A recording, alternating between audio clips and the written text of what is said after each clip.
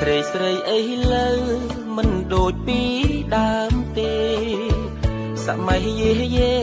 ចិត្តស្រីប្រាមិនទៀង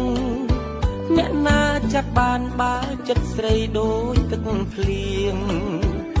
នាងអើយនាងដូស្នាជាងសំពុតអាវខ្ញុំឃើញស្រីល្អចង់អង្វរសុំស្នេហ៍តែមិនហ៊ានទេមិនហ៊ានទេសានខ្លាចស្រីស្រីអីលើគិតទៅដូចបិសាចគួរឲ្យខ្លាចជាងខ្លាចទៅទៀតផងបើ